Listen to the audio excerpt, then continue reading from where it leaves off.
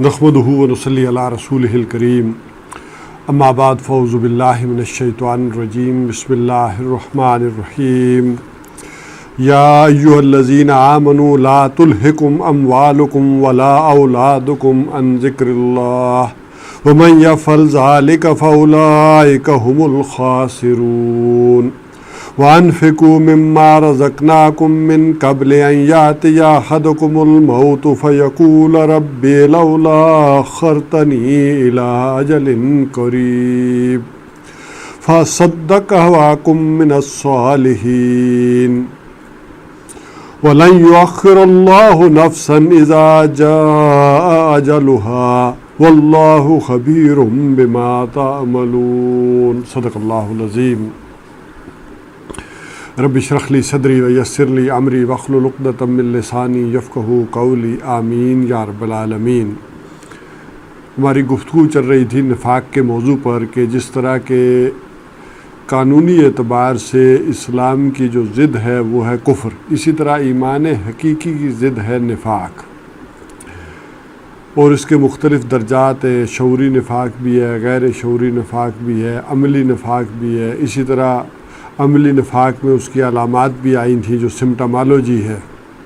کہ کیا کیا علامتیں ہوں گی جو نظر آئیں گی۔ اسی طرح اس کی جو پیتھالوجی تھی وہ تھی کہ اصل میں اس کے اندر کیا بات ہے۔ جیسے یہ ہوتا ہے نا کہ ایک شخص کے منہ پر دانے وغیرہ نکل آئیں، منہ پھول جائے، ہونٹوں پر دانے نکل آئیں، تو علامات تو یہ ظاہر ہوتی ہیں، لیکن اصل میں کیا ہے، اس کا معدہ خراب ہے یا بخار آ رہا ہے، اندر بیماری اور ہے، کوئی پھوڑا نکل رہا ہے جسم کے اوپر، تو ظاہری علامات یہ ہیں، سمٹامالوجی یہ ہے۔ لیکن اصل شے یہ ہے کہ کوئی خرابی اندر ہے، اور وہ خرابی کیا ہے؟ انسان جان اور مال جو ہے وہ بچانا چاہتا ہے۔ اس حوالے سے ہم نے کہا تھا کہ یہ انسان کو جو منافقت کا معاملہ ہے یہ اس کے پاس نہ آئے، جو اس کی ہلاکت خیزی ہے کہ آخرت میں جہنم میں سب سے نچلے درجے میں حضور صلی اللہ علیہ وسلم سے شفاعت کی محرومی، اور اس حوالے سے کہا گیا کہ اس کا علاج کیا ہے۔ تو علاج کے حوالے سے آخر میں نے دو باتیں کی تھیں کہ ایک ہے پریونٹیو ٹریٹمنٹ اور ایک ہے کیوریٹیو ٹریٹمنٹ۔ پریونٹیو ٹریٹمنٹ کیا ہے کہ یہ احتیاطی تدابیر کیا ہے کہ جن کے ذریعے سے، یعنی وہ ویکسینیشن، کہ وہ بیماری قریب نہ آئے، وہ بیماری لگے نہ، اور اگر خدا نخواستہ لگ جائے تو پھر اس کا علاج کیا ہے۔ تو اس حوالے سے سورہ منافقون کی آخری دو آیات کے اندر اس کی جو ہے وہ وضاحت کی گئی کہ یا ایھا الذین آمنوا لا تلہکم اموالکم ولا اولادکم عن ذکر اللہ، اے وہ لوگوں جو ایمان لائے ہو، تمہیں غفلت میں نہ ڈال دیں تمہارے مال اور تمہاری اولادیں اللہ کے ذکر سے، یعنی تمہیں غافل نہ کر پائیں، یعنی تمہارے مال اور تمہاری اولادیں اللہ کی یاد سے، یعنی وہ جو 8 محبتیں گنائی گئی تھیں، علائق دنیاوی، وہ مال و اسباب، یعنی یہ رشتہ و پیوند، یہ بتان وہم و گما، یہ والا یہ مال و دولت دنیا، اور یہ رشتہ و پیوند، بتان وہم و گما، لا الہ الا اللہ، یہ دو چیزوں میں جو ہے وہ ساری چیزیں گر گئی، ایک مال میں اور ایک اولاد میں، وہ ساری رشتہ داریاں آ گئی۔ یعنی یہ دنیا میں لگ کر یہ چیزیں تمہیں اللہ کی یاد سے غفلت میں نہ ڈال دیں، کیونکہ اللہ سے غافل ہوگے تو پھر شیطان تمہیں پھونکے مارے گا۔ اگر اسی کو صوفیاء نے کہا نا استظہار اللہ فی القلب، کہ یاد دل کے اندر اگر اللہ تعالیٰ کی یاد یہ تازہ رہے تو پھر شیطان نہیں آتا، اسے موقع نہیں ملتا۔ یہاں غفلت ہوتی ہے تو اسے موقع ملتا ہے، اسے اختیار نہیں ہے، وہ تو ایکسپلائٹ کرتا ہے ان چیزوں کو۔ تو یہ کرنا کہ غفلت نہ برتنا، اگر تم اپنے آپ کو، اپنے دل کو اللہ کی یاد سے تازہ رکھو گے تو پھر یہ منافقت نہیں آئے گی۔ یہ احتیاطی تدابیر ہیں۔ وَمَن يَفْعَلْ ذَلِكَ فَأُولَٰئِكَ هُمُ الْخَاسِرُونَ، اور جو کوئی یہ کرے گا، یعنی یہ غفلت میں پڑ جائے گا، اس کی ساری توجہ انہی چیزوں کی طرف ہوگی، تو یہ وہ لوگ ہیں فَأُولَٰئِكَ هُمُ الْخَاسِرُونَ، جو خسارہ پانے والے ہیں، جو نقصان اٹھانے والے ہیں۔ یہ وہ جو کل ہم نے سورہ حدید کی آیت نمبر 12 تا 15 پڑھی تھی کہ اس میں پھر آخرت میں انہیں نور نصیب نہیں ہوگا، جس کی روشنی میں انہیں اگلا سفر طے کرنا ہے، وہ پل صراط سے چڑھنا ہے۔ تو یہ وہ لوگوں کے پھر جو خسارے میں پڑ جائیں گے، جنہیں جو ہے اس زندگی نے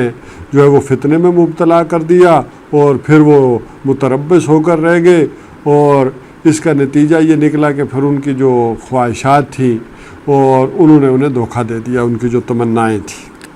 تو پھر وہ خسارے میں پڑ گئے۔ وَأَنْفِقُوا مِمَّا رَزَقْنَاكُم مِّن قَبْلِ أَن يَأْتِيَ أَحَدَكُمُ الْمَوْتُ۔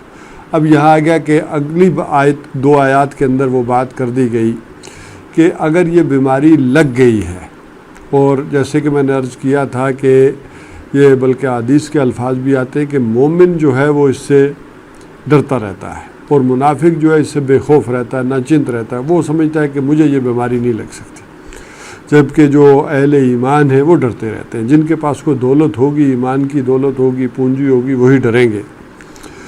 تو کہا کہ اگر یہ ہو جائے تو پھر اس کا علاج کیا ہے؟ وَأَنْفِقُوا مِمَّا رَزَقْنَاكُم مِّن قَبْلِ أَن يَأْتِيَ أَحَدَكُمُ الْمَوْتُ، اور خرچ کر دو جو کچھ کہ ہم نے تمہیں رزق دیا ہے اس سے پہلے کہ تم میں سے کسی کی موت کا وقت آ جائے۔ فَيَقُولَ رَبِّ لَوْلَا أَخَّرْتَنِي إِلَىٰ أَجَلٍ قَرِيبٍ، تو پھر وہ یہ کہے کہ میرے رب تو نے اس میری جو اجل کو، اس میری مدت کو تھوڑی دیر کے لیے اور کیوں نہیں مؤخر کر دیا، تھوڑا اور آگے کر دیتا تو میں کیا کرتا۔ فَصَدَّقَ وَأَكُن مِّنَ الصَّالِحِينَ، تو میں خوب صدقہ کرتا اور ہو جاتا نیکوکاروں میں سے۔ یعنی میں یہ جو مال تھا جو لگا رہا اسی کی محبت میں، الہاکم التکاثر حتی زرتم المقابر والا معاملہ تو ہو گیا، اسی غفلت میں پڑا رہا انسان، اور آخرت کی طرف زندگی کے جو نتائج ہیں ان کی طرف نہیں دیکھا اور اسی غفلت میں پڑتا رہا، یہاں تک کہ وہ جو بہتات کی کثرت تھی اس نے اسے ہلاکت میں ڈال دیا، غفلت میں ڈال دیا، اور قبریں جا دیکھی انہوں نے۔ تو یہ معاملہ ہو گیا۔ تو اس وقت وہ کہے انسان کہ اب تو موت کا وقت آیا چاہتا ہے، اب ڈاکٹروں نے جواب دے دیا، حکیموں نے، جھاڑ پھونک والوں نے، سب نے جواب دے دیا ہے، تو اب میں اے میرے رب اگر تو ہی مؤخر کر دے اس کو تو میں خوب خرچہ کروں گا اور نیکوکاروں میں سے ہو جاؤں گا۔ تو اس کے بارے میں پھر جو فیصلہ کن بات کہی گئی کہ دیکھو یہ دنیا میں خرچ کرو، جو مہلت ملی ہوئی ہے یہ ہے اصل قیمتی شے۔ وَلَن يُؤَخِّرَ اللَّهُ نَفْسًا إِذَا جَاءَ أَجَلُهَا، اور اللہ تعالیٰ کسی بھی جان کے لیے مؤخر نہیں کرے گا اس کی اجل کو۔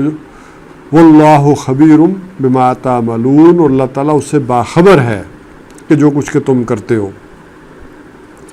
تو اللہ تعالیٰ کسی بھی جو اس کا وقت معین ہے اس کو مؤخر نہیں کرے گا۔ تو یہاں یہ بات آ گئی کہ جو نفاق کا مرض ہے اس کا علاج ہے انفاق،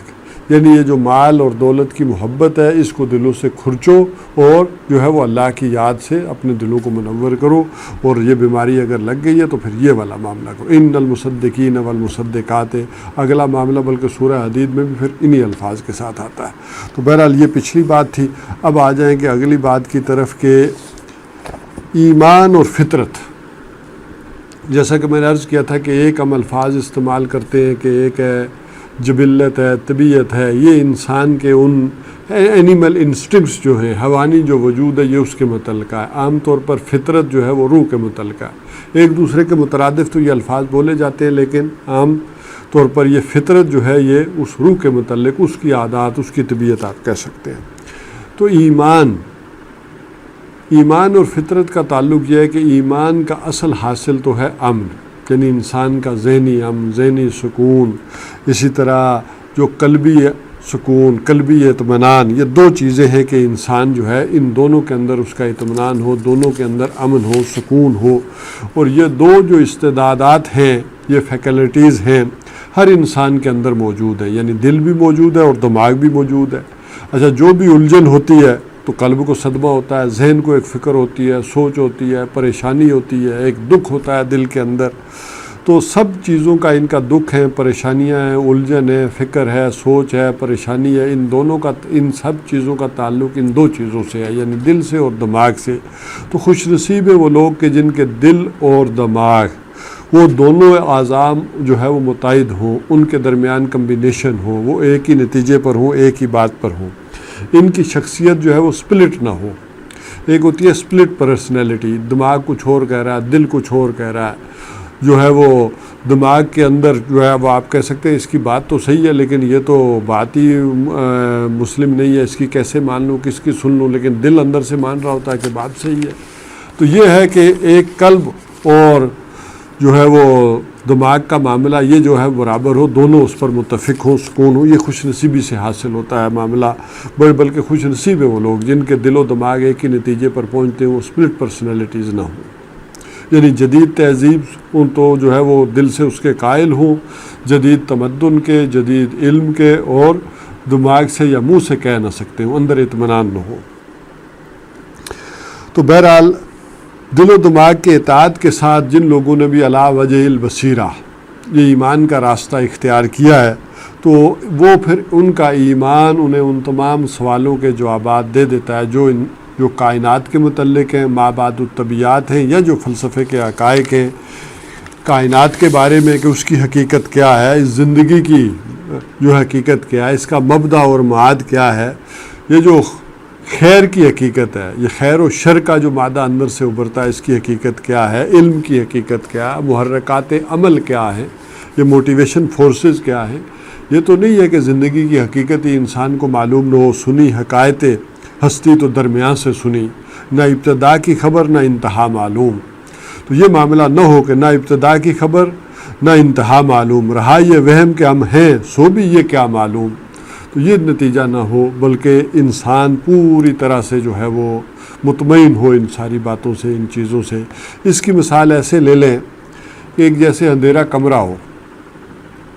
تو جب اندھیرے کمرے میں آدمی ہوگا تو اسے ایک الجھن ہوگی، ایک پریشانی ہوگی، میرے دائیں کیا ہے، میرے بائیں کیا ہے، آگے کیا ہے، پیچھے کیا ہے۔ کمرے میں اگر روشنی ہوگی تو اب ایک انسان کو اطمینان اور سکون حاصل ہوتا ہے کہ دیکھیں فلاں چیز فلاں جگہ ہے، دائیں کیا ہے، بائیں کیا ہے، آگے کیا ہے، میں گروں گا تو نہیں، میں جو ہے وہ اسی طرح پیچھے میرے کیا ہے، کوئی خطرہ تو نہیں ہے۔ تو یہ ایک اطمینان جو ہے وہ انسان کو حاصل ہوتا ہے کہ آگے پیچھے اسے سارا نظر آ رہا ہوتا ہے۔ اسی طرح یہ ایمان بھی، یہ نور فطرت بھی، یہ انسان کو وہ روشنی عطا کرتا ہے کہ اس کا آغاز کیا ہے، اس کا انجام کیا ہے، مبدا و معاد کیا ہے۔ یہ ساری حقائق جو ہے وہ اسے معلوم ہوتے ہیں اور اسے ایک سکون حاصل ہوتا ہے، ایک اطمینان حاصل ہوتا ہے۔ بہرحال آج کی ہماری جو گفتگو ہے وہ ہے تصوف کے متعلق۔ تصوف کا لفظ بھی ویسے بڑا کنٹروورشل ہے کہ اس کا مادہ کیا ہے، یہ کہاں سے آیا، کسی سے آیا، یہ ان کپڑوں سے نکلا کہ جو صوفیہ حضرات پرانے لوگ جو ہے وہ پہنتے تھے تاکہ جسم جو ہے وہ آرام نہ کر سکے، وہ اونی کپڑے ہیں، یا کس طرح کا مادہ ہے۔ اس کے بارے میں بہرحال کوئی متفقہ معاملہ نہیں ہے، لیکن مسلمانوں کے اندر یہ اصطلاح عام ہے، تصوف کی اصطلاح، اور مشہور بھی ہے، اگرچہ قرآن حکیم میں یہ الفاظ کہیں استعمال نہ ہوئے ہوں، نہ حدیث کے ذخیرے میں کہیں نظر آتے ہوں، ہو سکتا ہے کہیں ہوں ہمارے علم میں نہ ہوں، لیکن عام طور پر نظر نہیں آتے۔ لیکن بہرحال ہمیں اس زیادہ بحث میں اس وقت نہیں جانا، اصل تو دیکھنا ہے کہ اس کا مقصد کیا ہے۔ تصوف کا مقصد اصلاً یہ ہے کہ انسان کا ایمان، یہ اقرار باللسان، یہ حقیقت میں بدل جائے، یہ اس کے حال بن جائے، یہ اس کے عمل میں صلاحیت کر جائے۔ ایک یہ ہے کہ انسان اللہ کا، آخرت کا، اللہ کے رسول کا زبان سے اقرار کرے، اور ایک یہ ہے کہ اس کے اندر داخل ہو کر وہ ایمان، اس کے قلب میں داخل ہو کر وہاں وہ روشنی پیدا ہو کہ وہ اس کے اعضاء و جوارح سے پھوٹے، وہ اس کے اعمال پر اثر انداز ہو رہی ہو، اس کے جسم کے اوپر اس کی ایک کیفیت جو ہے وہ نظر آئے۔ تو تصوف کا جو فلسفہ اور میدان ہے اس کو سمجھ لیں کہ وہ ہے معرفت رب، کہ اصل میں اللہ تعالیٰ سے لو لگ جائے، اللہ تعالیٰ سے جو ہے وہ جڑ جائے۔ یہی وجہ ہے کہ خالص فلسفیانہ بنیادوں پر تو ابن رشد ہوں، فارابی ہوں، ابن سینا ہوں، کندی ہوں، ان لوگوں نے کام کیا جس انداز میں ارسطو وغیرہ کے جو ہے وہ شاگرد کہلائے، اور اس منطق کے ذریعے سے جو ہے وہ انہوں نے یہ ساری چیزیں سمجھنے کی کوشش کی۔ لیکن ہمارے ہاں صوفیہ حضرات جو نفسیات انسانی کے بڑے گہرے ماہر تھے، انہوں نے جس قدر گہرائی میں اتر کر انسان کا جو ہے مطالعہ کیا، اس کے اندر کا کہ اس کے اندر کیا چیزیں موجزن ہوتی ہیں، کیا درجات ہیں، کیا کیا یہ سوچتا ہے، اسی طرح جو ہے وہ اس کے اندر جو ہے وہ کیا کیا چیزیں موجزن ہوتی ہیں، اس اعتبار سے انہوں نے جو ہے وہ اس کا مطالعہ کیا، بڑا ہی جو ہے وہ انالیسس کیا اور چیزیں سامنے رکھی، اور بہرحال طے کی کہ اس کے کئی راہ میں مقامات آتے ہیں۔ یعنی اس تصوف کا جو میدان ہے وہ کئی میدانوں کے بعد آتا ہے، یعنی وہ میدان طے کرتا ہے، ان شاہراہوں سے گزرتا ہے۔ مقام صبر ہے، مقام شکر ہے، یعنی انسان مقام صبر کو پاتا ہے کہ ہر شے کے اوپر جب وہ صبر کرتا ہے، وہ اطاعت کے اوپر صبر کرتا ہے، وہ گناہوں کے خلاف صبر کرتا ہے، اسی طرح وہ لالچ کے اوپر صبر کرتا ہے، اور مقام شکر کو پاتا ہے۔ مقام شکر کہ اللہ تعالیٰ نے مجھے جس حال میں بھی رکھا ہے وہ وہی میرے لیے بہتر ہے، وہی مجھ سے بڑھ کر میرا چاہنے والا ہے۔ تو ایک مقام شکر، یہ اس کی فطرت کی صحت کا نتیجہ بھی ہے۔ اسی طرح پھر مقام محبت ہے، مقام تسلیم و رضا ہے کہ اللہ کی محبت میں وہ سارے کام کیے جائیں۔ پھر مقام توکل و رضا ہے اور تفویض و الی امر اللہ ہے۔ تو یہ سارے مقامات جو ہے وہ تصوف کی راہ میں وہ گنتے اور کہتے ہیں کہ یہ مقامات اور ایمان کی منزلیں طے کر کے اصلاً جو نتیجہ نکلتا ہے وہ یہ ہے کہ وہ تصوف نکالیں یا انسان مرتبہ احسان پر فائز ہو جاتا ہے، جسے مرتبہ ولایت بھی کہتے ہیں، اور جو اصلاً تو ایمان میں گہرائی کا نتیجہ ہے۔ وہ ایمان کی جو تصوف کا، جیسے میں نے کہا کہ مقصد یہ ہے کہ ایمان کی جو قوت ہے، اس کی جو شدت ہے، وہ انسان کا حال بن جائے اور اس کی اطاعت کے اندر جو ہے وہ دلی محبت پیدا ہو جائے، جس کی مثال جو ہے نبی اکرم صلی اللہ علیہ وسلم نے دی کہ ایمان کی مثال ایک درخت کی مانند ہے کہ ایک طرف اس کی شاخیں آسمان کی طرف بڑھتی ہیں اور دوسری طرف کیا ہے، اس کی جڑیں زمین میں گہری ہوتی چلی جاتی ہیں۔ یہی وجہ ہے کہ اصل حاصل جو ہے وہ معرفت رب۔ اس کے لیے امام راضی علیہ رحمہ نے کہا کہ اس کے 3 مقامات ہیں، وہ جو مراحل سے اب مقامات ہیں کہ ہر چیز سے پہلے، ہر کام سے پہلے تمہیں خدا نظر آ جائے کہ پیچھے مسبب الاسباب ہے، یہ جو سارا کچھ مجھے نظر آ رہا ہے اس کے پیچھے وہ ہستی بیٹھی ہوئی، یہ ہے وہ بلند ترین مقام اور اعلیٰ ترین مقام۔ اس کے بعد یہ ہے کہ وہ فرماتے ہیں کہ ہر شے کے ساتھ اللہ نظر آئے کہ یہ اس کے اذن سے ہو رہا ہے، اس کی اجازت سے ہو رہا ہے، تو ہر شے کے ساتھ اللہ تعالیٰ جو ہے وہ نظر آئے، یہ ہے درمیانہ مقام۔ اور ایک یہ ہے کہ کسی واقعے کے بعد جو بھی ایونٹ ہو چکا ہو اس کے بعد اللہ تعالیٰ نظر آئے، اللہ کی یاد آ جائے کہ یہ جو کچھ بھی ہوا ہے میرے رب کی رضا سے ہوا ہے، اس کی مرضی سے ہوا ہے، مجھے اس پر کیسا غم، لِكَيْ لَا تَأْسَوْا عَلَىٰ مَا فَاتَكُمْ وَلَا تَفْرَحُوا بِمَا آتَاكُمْ والا معاملہ ہو جائے کہ اس پر افسوس کیسا جو ہاتھ سے چیز چلی جائے، لیکن اس کے بعد بھی اگر یاد آ جائے تو یہ ادنا مقام تو ہے ہی، لیکن ہے۔ تو اس حوالے سے غور کرنے کی آج کے دور میں ضرورت یہ ہے کہ ہم پر جو واقعات پڑتے ہیں، جو مصائب اور شدائد آتے ہیں، ان واقعات کے نتیجے میں ہمیں اللہ تعالیٰ یاد نہیں آتا، لہٰذا یہ ہوتا ہے کہ ہمارا جو ایمان ہے وہ اس میں بیدار نہیں ہوتا۔ یعنی اصلاً شے تو یہ تھی کہ ایمان جو ہے وہ بیدار ہو اور اللہ تعالیٰ یاد آئے، یہ ساری چیزیں جو کائنات کی ہیں، یہ فطرت کی ہیں، یہ اس طرف توجہ ہو، لیکن ہمیں وہ اسباب ہی یاد آتے ہیں، ہمیں وہ مسائل ہی یاد آتے ہیں، میں یوں کرتا تو یوں نہ ہوتا، یوں نہ کرتا تو یوں ہوتا، ایسے کر لیتا تو بچ جاتا، یہ وہ ساری چیزیں ہیں۔ تو اصل شے ہے راضی برضائے رب، اور یہی وہ چیز ہے کہ جو تقدیر پر ایمان لاتی ہے۔ اصل میں تقدیر پر ایمان یہ ذرا آج کے دور میں بڑا کنٹروورشل بن جاتا ہے، لیکن یاد رکھیں کہ یہ اصل میں 2 چیزیں ہیں،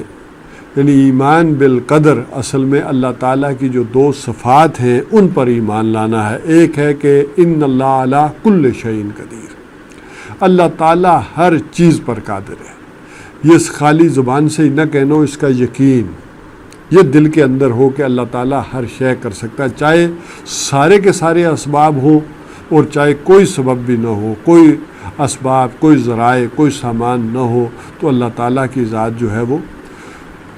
قادر ہے، ہر شے پر قادر ہے۔ اور دوسری چیز ہے کہ اللہ تعالیٰ کے عطا علم میں ہر شے ہے، وہ بکل شیء علیم ہے، اور اس نے ہر شے کا احاطہ کیا ہوا ہے، کوئی شے اس کے علم سے باہر نہیں ہے۔ اسی کو فرمایا کہ عسیٰ ان تکرہوا شیئا وہو خیر لکم،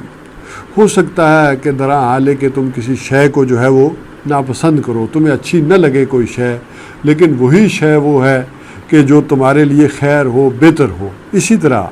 فرمایا وعسیٰ ان تحبوا شیئا، اور ہو سکتا ہے کوئی شے تمہیں بڑی محبوب ہو، بڑی اچھی لگے، اور وہ کیا ہو، وہو شر لکم، اور وہ تمہارے لیے کیا ہو، وہ برائی ہو، وہ شر ہو، وہ اچھی نہ ہو۔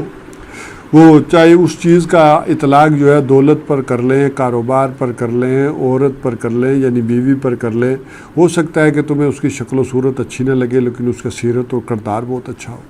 تو یہ اللہ تعالیٰ جانتا ہے۔ واللہ یعلم وانتم لا تعلمون، اللہ جانتا ہے اور تم نہیں جانتے۔ یہ اصلاً تقدیر کے اوپر ایمان ہے کہ جو بھی نتیجہ نکل رہا ہے، جو بھی حوادث ہو رہے ہیں، جو بھی وارد چیزیں آپ کے اوپر وارد ہو رہی ہیں، حادثات ہو رہے ہیں، ظاہر ہے کچھ ایسے ہیں کہ جو ہمارے اعمال کے نتیجے میں اور کچھ ایسے ہیں کہ جو اوپر سے آ رہے ہیں. تو جو بھی نتیجہ نکل رہا ہے اس پر راضی رہنا، یہ رضائے برب، یہ ہے معاملہ. اس کے اوپر تسلیم سر خم کر لینا، یہ ہے تسلیم و رضا. اور بھاگ دوڑ کے نتائج پر اطمینان، یہ ہے توکل، کہ میں نے جتنی بھی بھاگ دوڑ کر لی، جو بھی میرے بس میں تھا میں نے محنت کر لی، لیکن جو بھی نتیجہ نکلا ہے میں اس پر مطمئن ہوں. یہ اللہ تعالیٰ کی طرف سے ہے، یہ توکل اور اطمینان کے نتیجہ اس نے نکالنا ہے. تو یہ اللہ تعالیٰ کے اوپر راضی اور تسلیم خم کرنا اور توکل، یہ تسلیم و رضا اور توکل، اور اس کے توکل کے ساتھ اگر جمع کر لیں اللہ تعالیٰ کے سپرد اپنے کاموں کو کر دینا، یہ اصل میں یہ ایمان ہے. یہی ایمان کی تعریف ہے کہ انسان اللہ تعالیٰ کے سامنے سر سجود ہو جائے، سر تسلیم خم کر لے، اور جو ہے وہ اپنے سر کو جھکا دے کہ اللہ جو تیری رضا ہے، جو تیری مرضی ہے، میں اس پر راضی ہوں. لیکن اس کے دوسری طرف بھی کیا ہو کہ جو بھی میرے نتائج نکل رہے ہیں، جو بھی میں نے محنت کی ہے، اس پر توکل بھی ہو. یہ نہیں کہ محنت چھوڑ دے. جسے اقبال نے کہا تھا کہ توکل کا یہ مطلب ہے کہ خنجر تیز رکھ اپنا، پھر انجام اس کی تیزی کا مقدر کے حوالے کر. یعنی جو تم سے کوشش ہو سکتی ہے، محنت ہو سکتی ہے، وہ تو کرو، پھر اس کا نتیجہ اللہ کے حوالے کر دو. اپنی اس محنت پر توکل اور بھروسہ نہ ہو، بلکہ اللہ تعالیٰ کی ذات پر توکل اور بھروسہ ہو. تو یہ ہے اصل میں ایمان، اللہ تعالیٰ کے ساتھ تسلیم و رضا، جو بھی نتائج نکل رہے ہوں، اور توکل اور اعتماد، اور اس پہ اوپر تفویض و الی امر اللہ، اللہ تعالیٰ کے سپرد اپنے کاموں کو سپرد کر دینا، اس کا نام ہے ایمان. اور اب ذرا میں آپ سے یہ بات کہوں کہ تقریباً ہم نے جو بھی عمومی انداز میں جتنی ایمان کے متعلق باتیں ہو سکتی تھیں وہ میں نے آپ کے سامنے کی. اب ذرا قرآن حکیم سے ہم مطالعہ کریں گے ایمان کے متعلق 4-5 جامع مقامات کا. ویسے تو ہر صورت میں ہی اور ہر سطر میں ہی اور ہر صفحے پر ہی ایمان کا تذکرہ ہے، لیکن جہاں چند جامع مقامات ہیں ایمان کے متعلق، کہ سب سے پہلے کہ سنتھیسس آف ایمان، تشکیل ایمان کے اوپر قرآن حکیم میں جو گفتگو ہوگی سورہ آل عمران کی آیات کے حوالے سے. اسی طرح پھر ایمان کے جو کمپوننٹ ہیں، اجزائے ترکیبی ہیں، وہ کیا ہے. تو اس انداز میں پھر اب ہم آئندہ کی نشستوں میں قرآن حکیم سے جو ہے وہ منتخب جو ہے وہ مقامات جو ہیں ان کا مطالعہ کر کے یہ جو ساری گفتگویں ہم نے کی ہیں ان کو مؤکد کریں گے. لیکن ایک بات اور عرض کر دوں کہ چونکہ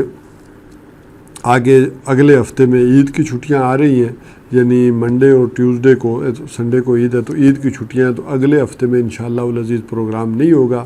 اس کے بعد کا جو ہفتہ آئے گا، یعنی ہفتے سے مراد میری یہ ہے کہ سوموار اور منگل آئیں گے، اس میں پھر ہم قرآن حکیم کے جامع مقامات کا مطالعہ جو ہے اس کا آغاز کر دیں گے. اقول قولی ھذا واستغفر اللہ لی ولکم ولسائر المسلمین والمسلمات. اب کوئی سوال ہو آپ کی طرف سے تو وہ کر لیجیے.